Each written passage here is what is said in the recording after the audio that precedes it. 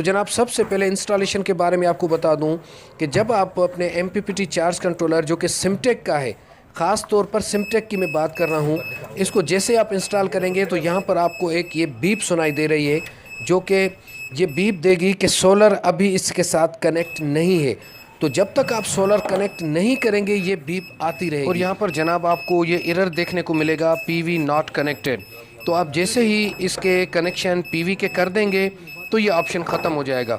अच्छा, यहाँ पर एक चीज़ कि जो 80 एम्पेयर का सिमटेक का MPPT चार्ज कंट्रोलर है, इसमें रिवर्स पोलरिटी है, मतलब अगर आपने PV के कनेक्शन गलत कर दिए तब भी इसको नुकसान नहीं होगा, लेकिन 60 एम्पेयर वाले का आपने एहतियात करना है कि गलत कनेक्शन करेंगे तो फ्यूज़ उसका जल जाएगा और उसके लिए आपको ये पूरा खोलना पड़ेगा। फ्यूज़ वैसे तो सामने से नज़र आता है, लेकिन उसको रिप्लेस करने के लिए आपको पूरा बोर्ड खोलना पड़ेगा। तो चलें जी, इंस्टॉलेशन का काम हो गया। रिजल्ट की वीडियो मैं पहले दे चुका हूँ, इसलिए यहाँ पर टाइम ज़ाया नहीं करते।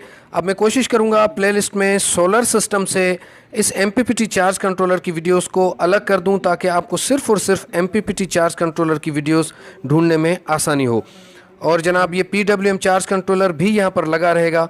तो अब चलते हैं अपने डायग्राम की तरफ और फिर सारी तफसील से आपको बताता हूँ कि हम दो कंट्रोलर क्यों लगाते हैं, इसके कनेक्शन कैसे करते हैं। तो चलें डायग्राम की तरफ चलते हैं। तो जनाब हम आ गए हैं अपने डायग्राम पर। मेरी ये कोशिश होगी कि कम से कम और आसान अल्फाज में A to Z डिटेल फराम करूँ आपको। जो दोस्त इन बुनियादी पॉइंट से वाकिफ़ हैं तो थोड़ा सा उनको कंप्रोमाइज़ करना होगा वीडियो में, और इसके लिए उनका शुक्रिया। तो अब मैं स्टेप बाय स्टेप शुरू करता हूं। तो सबसे पहले बात आती है जनाब इस आम सादे UPS की, जिसको हम बैटरी के थ्रू चलाते हैं और लाइट जाने की सूरत में ये हमें बैटरी से बैकअप देता है। मतलब हमारे आउटपुट का जो लोड है, जो AC लोड है, ये उसको चलाने की सलाहियत रखता है। अच्छा, इन बातों को थोड़ा सा आप ध्यान में रखिएगा कि इसमें सिंगल वायर या डबल वायर की आउटपुट होती है, और इसकी AC इन के लिए हम इस तरह का सॉकेट यूज़ करते हैं, और इस स्विच को हम यहाँ पर लगाते हैं। फिर ये बिजली की चार्जिंग या बाईपास हमें यहाँ से करके देता है। अच्छा, इस चीज़ को आप याद रखिएगा, क्योंकि जब मैं हाइब्रिड MPPT की बात करूँगा तो उसमें इस चीज़ का दखल होगा। ठीक है, तो इस UPS से हम फ़ायदा तो हासिल कर सकते हैं, लेकिन ये थोड़ा सा बिजली के बिल में इजाफे का सबब बनता है, क्योंकि हर बार लाइट जाने के बाद जब लाइट आती है तो फिर ये चार्जिंग शुरू कर देता है बैटरी को, और फिर जब लाइट जाती है तो हम उस बैटरी को कंज्यूम करते हैं और अपने बैकअप लोड को चलाते हैं और उससे फ़ायदा उठाते हैं। तो ये तो हो गया एक सादा UPS। ये सादी UPS की बात मैंने की है, इसमें हम सोलर प्लेट्स नहीं लगा सकते हैं, ठीक है, ये याद रखिएगा। लेकिन आगे चल के हम इसको अपग्रेड करेंगे, लेकिन उससे पहले जिन चीज़ों से इसको अपग्रेड करेंगे उनकी बात कर लेते हैं। तो UPS को हम एक साइड पे कर लेते हैं। अब दूसरे नंबर पे आता है जनाब DC 12 वोल्ट का एक सेटअप। ठीक है, इसके लिए हम क्या करते हैं, हम सोलर प्लेट्स लगाते हैं 1, 2, 3 या 4, और फिर उसके साथ हम PWM चार्ज कंट्रोलर लगाते हैं, और उस PWM चार्ज कंट्रोलर के साथ हम बैटरी को कनेक्ट कर देते हैं। PWM चार्ज कंट्रोलर में 6 पॉइंट्स होती हैं, यहां पर आप नोट करें। ये सारी तफसील में स्टेप बाय स्टेप बताता जा रहा हूं, और आप अगर नोट करना चाहें, लिखना चाहें तो लिख लें। तो PWM चार्ज कंट्रोलर पर 6 पॉइंट्स होते हैं जनाब। सबसे पहला PV के कनेक्शन, मतलब सोलर प्लेट से जो आपके कनेक्शन लगेंगे PV के, वो लगेंगे प्लस और माइनस। अच्छा, ये कनेक्शन देखिएगा कि PWM और MPPT में थोड़ा सा फर्क होता है। तो सबसे पहले लगेंगे प्लस और माइनस PV के, उसके बाद प्लस माइनस बैटरी के, उसके बाद आउटपुट लोड जो हम चलाते हैं उसके प्लस और माइनस लगेंगे। यहां पर एक और सवाल पैदा होता है, कुछ लोग इस PWM चार्ज कंट्रोलर से लोड नहीं उठाते, वो डायरेक्ट बैटरी से लोड उठाते हैं। उसका नुकसान ये होता है कि जब आपकी बैटरी 10.5 वोल्ट पर पहुंचेगी तो PWM से अगर आपने लोड उठाया होगा तो ये PWM चार्ज कंट्रोलर आपके लोड को कट ऑफ कर देगा और आपकी बैटरी 10.5 वोल्ट पर रुक जाएगी, ये डीप डिस्चार्ज में नहीं जाएगी। लेकिन अगर आप डायरेक्ट बैटरी से उठाएंगे तो 10.5 वोल्ट के बाद भी बैटरी का लोड चलता रहेगा। उससे आपको थोड़ा सा बैकअप तो ज्यादा मिलेगा, लेकिन आपकी बैटरी जल्दी खराब होने का उसमें चांस है। तो 20% ऐसे भी लोग हैं जो डायरेक्ट बैटरी से करंट उठाते हैं, लेकिन उनकी बैटरी खराब नहीं होती। उसकी वजह सिर्फ यह है, वो 15-20% लोग होते हैं जो AC/DC तौर पर उन पंखों को यूज करते हैं। मतलब यह है कि उनकी बैटरी इतनी डीप डिस्चार्ज में जाती ही नहीं है, लेकिन 80% लोग अगर डायरेक्ट लोड चलाते हैं बैटरी से, तो वो बैटरी 4 प्लेट्स लगाकर PWM चार्ज कंट्रोलर लगा के बैटरी के साथ अटैच कर दिया और ये यूपीएस भी लगा हुआ है, तो क्या ये चल सकता है? तो जी हाँ जनाब, ये यूपीएस एज इट इज इसी तरह लगा होगा। PWM चार्ज कंट्रोलर की लाइन भी आपने बैटरी के साथ कनेक्ट करनी है और यूपीएस की लाइन भी बैटरी के साथ कनेक्ट करनी है। तो इसका फायदा यह होगा कि दिन के टाइम पर जब 4 प्लेट्स आपको कुछ एम्पेयर दे रही होंगी, 15, 20 या जितने भी एम्पेयर आ रहे होंगे, तो वो बैटरी में जाएंगे और यूपीएस यहां से उनको कंज्यूम करेगा। इसका फायदा यह होगा कि आप अगर सुबह के टाइम पे इस अपने एसी इन लाइन को बंद कर देंगे तो लाइट हो या ना हो, इससे कोई फर्क नहीं पड़ेगा। जो PWM चार्ज कंट्रोलर से बैटरी में एम्पेयर्स जाएंगे, ये यूपीएस उनको कंज्यूम करके आपके एसी लोड को चलाता रहेगा। और अगर डीसी लोड की भी लाइन लगी हुई है तो आप इस एक बैटरी से डबल फायदा उठा सकते हैं। और इसके अलावा जब बारिश के दिनों में या बैटरी वीक हो गई है और सोलर मौजूद नहीं है, तो इस यूपीएस से आप इस बैटरी को चार्ज भी कर सकते हैं। तो अब बात करते हैं जनाब PWM चार्ज कंट्रोलर और MPPT चार्ज कंट्रोलर की। तो PWM चार्ज कंट्रोलर आपकी प्लेट से 70% की आउटपुट आपको देने की सलाहियत रखता है, जबकि MPPT 95% तक की एफिशिएंसी आपको दे सकता है। PWM में आप कनेक्शन करेंगे, सारे कनेक्शन पैरेलल में करेंगे, तो ऊपर से जितने एम्पेयर आएंगे ये बैटरी को देगा। लेकिन MPPT में थोड़ी सी सिचुएशन चेंज होगी। आप इसकी जो मुकर्रर करदा रेंज है, मतलब अगर 100 वोल्ट है तो आप इसमें 100 वोल्ट तक की प्लेट्स लगा सकते हैं सीरीज में, फिर ये इजाफी वोल्ट्स को एम्पेयर में बूस्ट करके आपकी बैटरी को चार्ज करेगा। तो इस वक्त जो MPPT चार्ज कंट्रोलर है ये जनाब सिमटेक का है और इसके कनेक्शन में आपको बता देता हूं कि इसमें सबसे पहले कनेक्शन आएगा माइनस का, फिर प्लस का। ये पीवी के कनेक्शन है, सबसे पहले माइनस, फिर प्लस, फिर बैटरी का प्लस, फिर माइनस। देखें अब यहां पर PWM चार्ज कंट्रोलर के कनेक्शन और MPPT के कनेक्शन थोड़े से मुख्तलिफ हैं, ये आपने देखकर करने हैं, ठीक है जनाब। तो यहां पर जो सिमटेक का MPPT चार्ज कंट्रोलर है आजकल जो आ रहा है, ये सिर्फ और सिर्फ बैटरी को बूस्ट करेगा।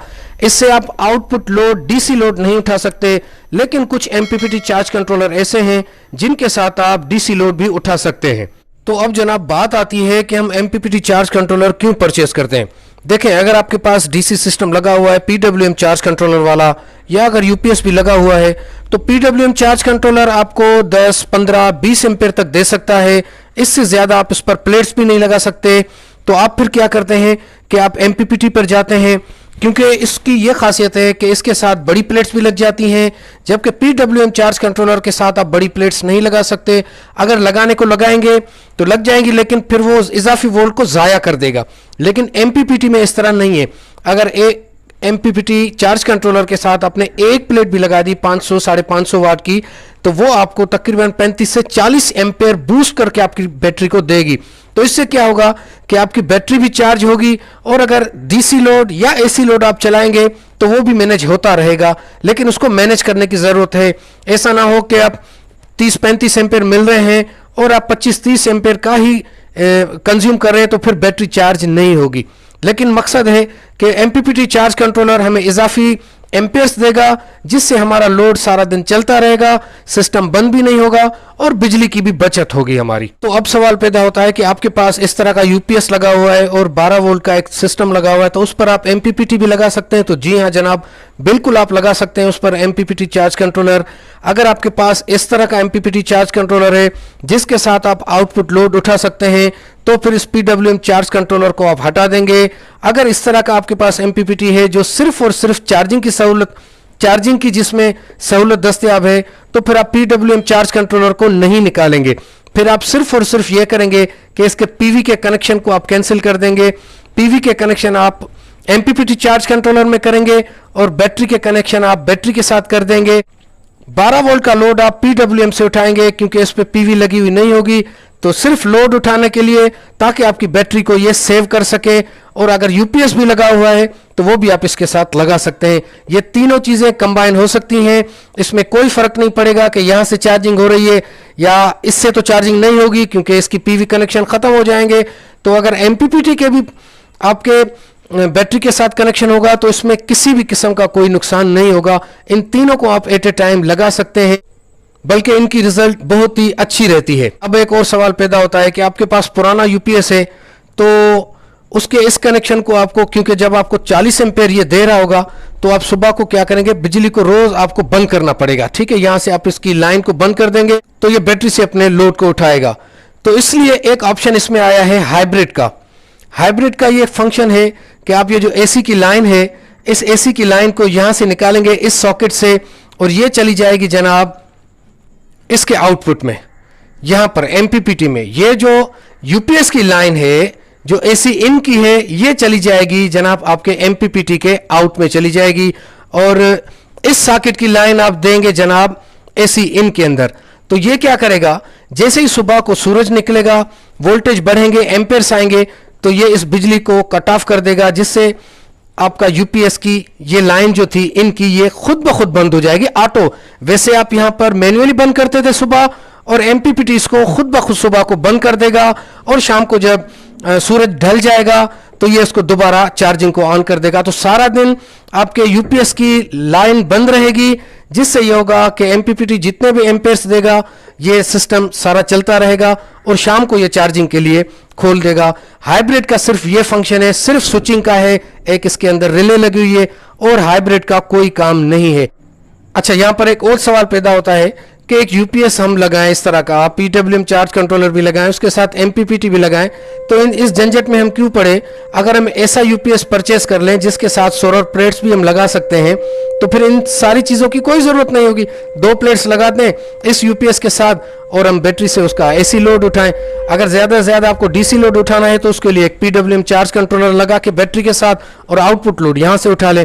तो जनाब ये चॉइस आपके ऊपर है। इस तरह के जो यूपीएस हैं, जो एनएस का भी मैंने भी लगाया है, हालांकि इससे पहले भी मैंने लगाया, लेकिन उसमें मुझे वो रिजल्ट नहीं मिली है। इस वजह से दोनों ऑप्शन मैं आपके सामने रख रहा हूं। इसके एमपीपीटी की रिजल्ट बहुत ही अच्छी है। अच्छा, दूसरी बात, मेरे चैनल पर अगर आपको वीडियोस कम पड़ती हैं तो मेरे भाई बहुत सारे चैनल हैं। यहाँ पर एक अजीब सा माहौल है कि कोई एक चैनल दूसरे चैनल की सजेशन नहीं करता है कि भाई मेरे चैनल पर यह चीज़ मौजूद नहीं है तो आप किसी और चैनल पर देखें। कोई नाम भी नहीं लेता, मुझे नहीं पता कि कोई पॉलिसी है कि नाम ना लेने की। बहरहाल काफ़ी सारे चैनल्स हैं जो एमपीपीटी चार्ज कंट्रोलर, सोलर के मुतालिक या होम अप्लाइंसेस के मुतालिक वीडियो बनाते हैं, तो आप उन पर विजिट करें। विजिट जब आप करेंगे, जब आप सर्च करेंगे तो बहुत सारे चैनल्स आएंगे और आपको ये पता चल जाएगा। 1-2 वीडियोस आप उस चैनल की देखेंगे तो आपको पता चलेगा कि इसकी सही मालूमात है, ऑथेंटिक मालूमात है, तो आप उसको फॉलो कर सकते हैं उस चैनल को। मेरे चैनल पर जितना मवाद है वो आपके सामने है, और मैं मज़ीद भी कोशिश करूंगा, क्योंकि इसमें बहुत टाइम लगता है, तो वीडियोस डेली बनाना तो नामुमकिन है मेरे लिए, बल्कि सबके लिए ऐसे होगा। तो मेरी आपसे रिक्वेस्ट है कि अगर आपको किसी एक चैनल पर पूरी मालूमात नहीं मिलती, आप सर्च करें, आपको बहुत सारी मालूमात। अल्हम्दुलिल्लाह पाकिस्तान में हमारे बहुत सारे चैनल हैं जिसमें सोलर के मुतालिक, होम अप्लाइंसेस के मुतालिक काफ़ी सारी मालूमात भरी हुई है। अल्हम्दुलिल्लाह बहुत अच्छे अच्छे चैनल है। तो इस यूपीएस की मैं बात एक दफ़ा दोबारा दोहरा दूं कि ये यूपीएस जो छोटी लेवल के होते हैं, इनमें उतनी पायदारी नहीं होती है, इनके सर्किट इतने मजबूत नहीं होते हैं। इस वजह से मैं थोड़ा सा अवॉइड करता हूँ। मैं चाहता हूँ कि अगर आप इन यूपीएस से थोड़ा सा ऊपर की साइड पर जाएं, 2 किलोवाट, 3 किलोवाट, कम से कम 3 किलोवाट से अगर सिस्टम स्टार्ट करें तो उसमें आपके एसी, फ्रिज, मोटर वगैरह, ये बाकी घर का लोड भी चलता रहेगा। वरना इस तरह के यूपीएस से आप पंखे और लाइट्स और हल्का फुल्का लोड चला सकते हैं। और हाँ, इस तरह के यूपीएस से आप आजकल जो इन्वर्टर, रेफ्रिजरेटर या डीप फ्रीजर आ रहे हैं, उनको भी आप बासानी चला सकते हैं इन यूपीएस के ऊपर। लेकिन इसके अलावा इस्त्री और बाकी हैवी लोड आप इन पर नहीं चला सकते।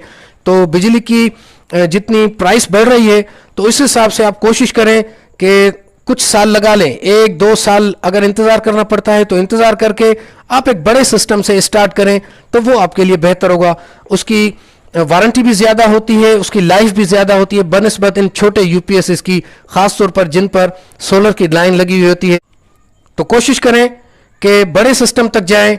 अगर जब तक बड़े सिस्टम की आपको गुंजाइश नहीं है तो फिर इस तरीके से जैसे मैंने आपको बताया है, अगर 12 वोल्ट चलाना चाहते हैं तो 12 वोल्ट का चलाएं। छोटा सा लोड है, 1-2 पंखे हैं तो पीडब्ल्यूएम से ही काम चलाएं। और अगर थोड़ा सा लोड ज़्यादा है तो आप MPPT लगा दें। बहुत सारी कंपनियों के हैं, सिमटेक के हवाले से मेरे चैनल पर वीडियोस हैं, फैसल का भी है, फोर्स का है, बहुत सारे हैं MPPT चार्ज कंट्रोलर। आप वीडियो सर्च करेंगे, बाकी चैनल्स पे अल्हम्दुलिल्लाह अच्छी वीडियोस हैं, उनकी लाइव रिजल्ट भी दिखाई हुई है उन्होंने, तो वहाँ पर आप देखेंगे तो आपको सही पता चल जाएगा कि कौन सा MPPT चार्ज कंट्रोलर लगाना चाहिए, कौन सा UPS लगाना चाहिए। तो मेरे ख्याल से यार मैंने जितने पॉइंट्स नोट किए थे मैंने उनको क्लियर कर दिया है। फिर भी अगर कोई रह गया हो तो फिर देखेंगे कोई शॉर्ट वीडियो में उसको मैं डिस्कस कर दूंगा। तो आज की वीडियो यहाँ तक थी। अपना बहुत सारा ख्याल रखिएगा, अपनी दुआ में याद रखिएगा। अल्लाह हाफिज़।